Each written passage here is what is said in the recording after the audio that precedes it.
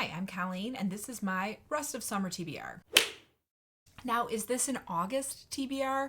Kind of. The only reason I'm not calling it an August TBR is because I sort of include Labor Day weekend in summer. I get a lot of reading done that weekend, and I'm hoping to get a lot of reading done.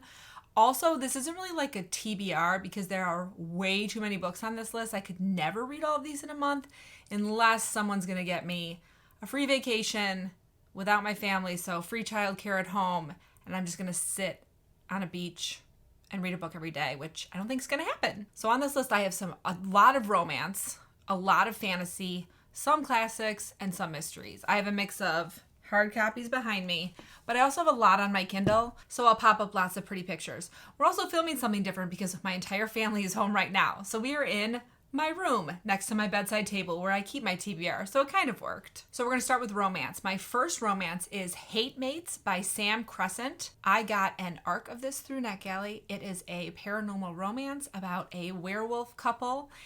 It's two werewolves that are fated to be together. They don't want to be together. Something happens that forces them to live together, and then they see that they really don't hate each other.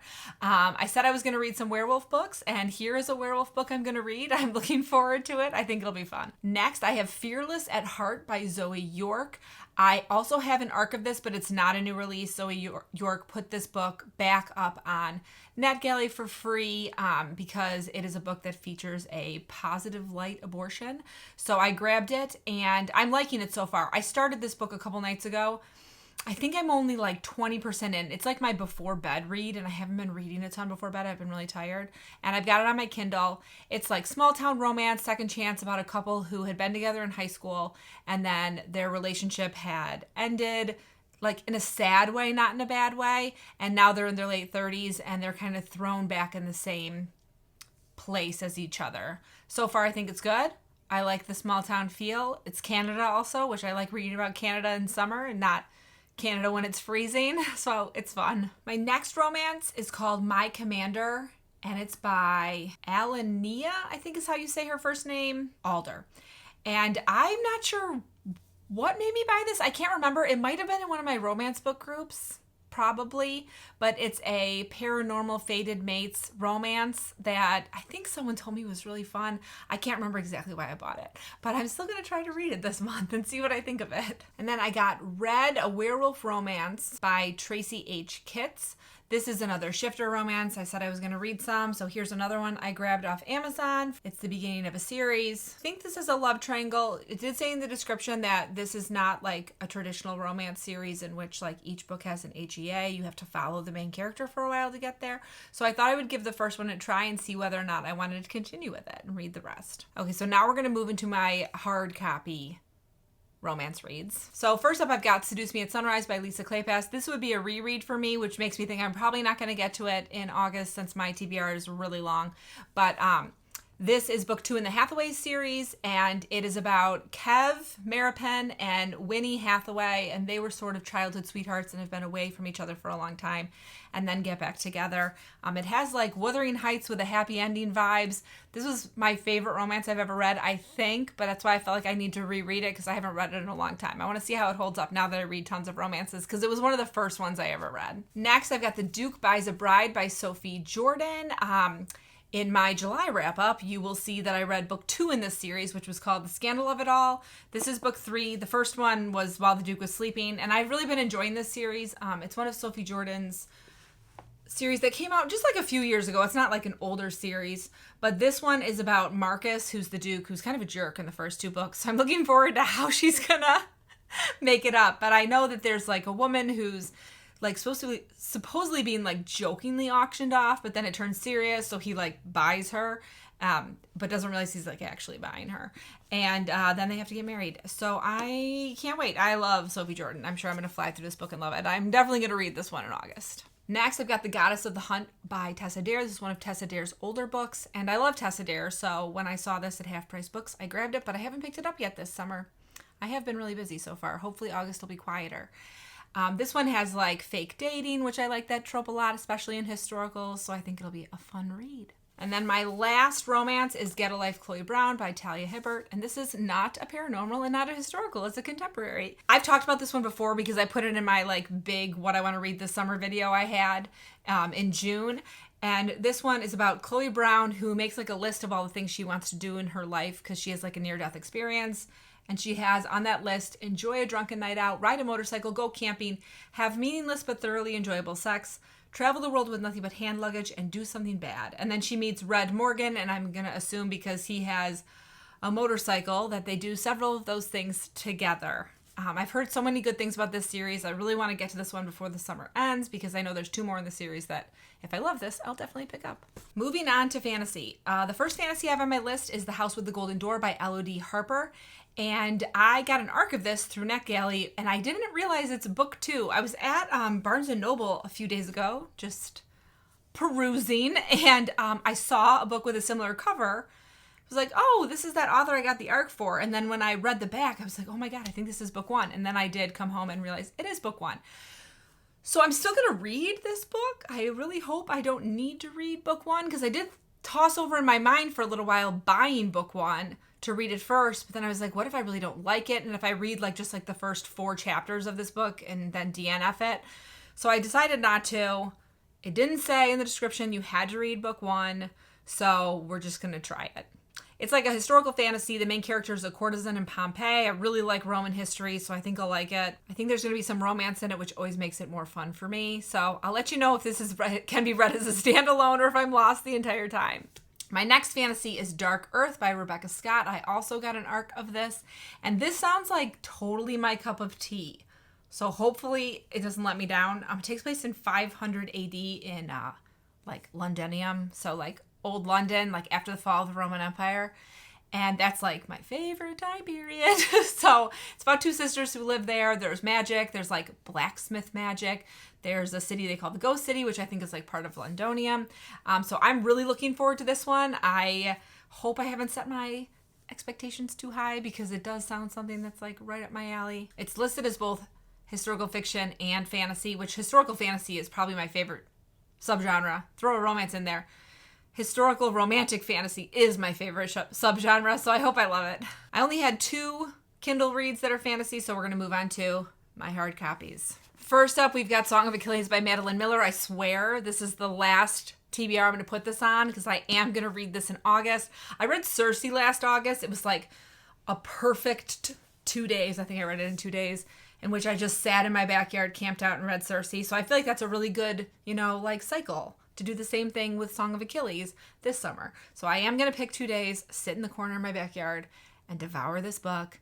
I promise, in my August wrap-up, you will have a review of the Song of Achilles. Next, I have Kingdom of Copper by S.A. Chakraborty, and I really wanted to read this in July because I read City of Brass last July. So again, I wanted to have like an evenness to it and then read Empire of Gold next July, but I just didn't get to it. I was really busy this month. I wrote a book and a half, so I didn't have time to read a 600-page book. How long is this? Yes, 600-page book. This is book 2 in the Daevbad series, I think is what it's called. And it's like high fantasy that takes place in like Egypt, the Middle East. I think maybe you even get over towards like India with the world has like djinn and magical creatures. I need to read a recap of the first book before I dive into this one. But I really liked the first one. There's a lot of political intrigue in it, which I enjoyed. So I'm hoping I love this one too. Next, I've got The Invisible Life of Addie Larue by V.E. Schwab, which has been all over BookTube for years. I'm just super late to the party and think I'd really like it so that I should read it. It's about a woman who makes a deal with the devil. She never ages, but no one can remember her. Like you meet her and then she kind of disappears from your memory. And I believe the book starts when someone can remember her. There's a great line right on the cover, on the like dust jacket that says, "Never pray to the gods that answer after dark." And I love that so much. So hopefully I'll read this in August. And if not, I feel like this would be a really good book for me to tackle over Labor Day weekend, because there's something about like a holiday weekend where like I want to read books I'm going to love. And one of my best friends who is really familiar with my reading interests read this and told me it's going to be one of my favorite books. So that is really high expectations, but hopefully she's correct. And then my last fantasy is Wolfskin by Juliet Marillier. This would be a reread for me, so I'm not 100% sure whether or not I'm going to read it in August or if I'll maybe save it for later in the year. But this is book 1 in the Light Isle series. I loved this book when I read it in like 2004-ish. I can't remember exactly when I read it. Maybe 2003. I don't know. Sometime in college. I read this in college. And it is about a young man who is like, this is like ancient Norway. He lives in ancient Norway, and he is a Wolfskin, which is a type of warrior, and his group goes to an island in Scotland sort of to create a settlement, and he meets Nessa, who's like a princess / seer. She can see the future, and it's their love story, and I loved it so much, but I don't remember the details very well, so I thought it might be fun time for a reread. Juliet Marillier is my favorite author of all time, and she doesn't have a book coming out this year, so I was like, oh, I'll just read some of my favorites by her. Let's move on to mystery next. So the first mystery I've got is The Disinvited Guest by Carol Goodman, and honestly, I'm probably going to start this book on August 1st because I'm really excited to read it. If you've watched my videos, I have like a whole Carol Goodman appreciation video, which I'll link in the description, because I really love her, and I really wish she was more famous because I think her books are amazing, and more people should love her as much as I do. This one sounds crazy. So I'm going to read you the back because I don't think I can paraphrase better than the back. Lucy Harper still has traumatic memories and lingering health problems from the 2020 pandemic. So when a new virus surfaces years later, she and her husband, Reed, seek refuge on his family's private island off the coast of Maine. Ostensibly safely sequestered with their 5 closest friends and family, Lucy should be at ease. So why does she feel the weight of the island's dark history pushing down on the group? As Lucy uncovers Reed's family secrets and the island's history as a quarantine hospital for typhus patients, she becomes obsessed with the past, and her own grip on reality starts to slip. Tempers flare, strange signs appear in the woods, and accidents turn deadly. Is the island haunted by the dead, or is someone among the living taking their revenge? Yes, please. I'm going to read this on August 1st. I'll probably finish it August 2nd. Can't wait. My next mystery read for August is an ARC, and it's Viviana Valentine Gets Her Man by Emily Edwards. And it's like a historical mystery, so it takes place, I think, in 1950. And the main character, Viviana, is like a Girl Friday type character. She works for a PI office. Emily Edwards is someone I follow on Twitter, and she has a very popular podcast, which has a bad word in it. It's called F-Boys of Literature. And she goes through like basically classic American and mostly American and British authors and talks about like why they're F-boys. It's a fun podcast to listen to if you're into that sort of thing. This is her debut novel, so I'm looking forward to reading it, and I'll let you know what I think of it. Now we're going to look at the classics I want to read. So I started My Antonia in July. I have to say, something about saying the title, My Antonia, I feel like my Chicago accent gets so thick whenever I say it, so I apologize. But I'm about halfway through with it, and I do really like it and think the writing's really beautiful. I just think the story's a little repetitive, so I've been like reading a couple chapters, then reading a different book, then reading a couple chapters, going back and forth. I was hoping I was going to finish this before the end of July, but I'm filming this on July 29th, and I have a crazy busy day tomorrow. So there's a chance I might fly through it tonight and on the 31st, but I doubt it. I think this will probably end up being an August read. If you're not familiar with this story, it is about basically kind of like pioneer life in early America in Nebraska. And there are some lines in here that are so gorgeous. They are just breathtaking. I'm really loving all the imagery of like what the middle of the country looked like at that time period. And I will definitely finish this before September. It's just, a little bit of like a slower, calming, relaxing read, not really something you fly through. Next, I promised myself I would start the Aeneid in July. So you know what I did yesterday? I read like the first 3 pages of the Aeneid, and no more than that, 5. I read the first 5 pages of the Aeneid, and I do really like it. It's just one of those books that's like feels like you're reading it for school, and I'm obviously not currently in school. So I am going to read this, but I do think it's going to be one of those books that it takes me like a year to read, because I'm just going to read like a little bit and a little bit and a little bit and not actually sit down and read Virgil, which isn't super surprising considering like I'm not in grad school or undergrad or any of those things anymore. I'm just someone in their late 30s who likes reading classics. And my last classic I am hoping to get to in August is The House of Spirits by Isabel Allende. It's a family generational saga, and I've heard so many good things about it. I think I read the first page of it a couple days ago, and I really liked it. It's got really good chapters names. So the first chapter is Rosa the Beautiful. The second is The Three Marias. The third is Clara the Clairvoyant. The 4th is the Time of Spirits. The 5th is the Lovers. The 6th is Revenge.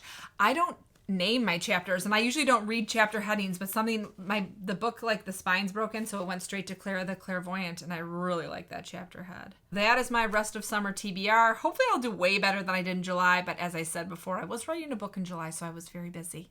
And I am not writing a book in August.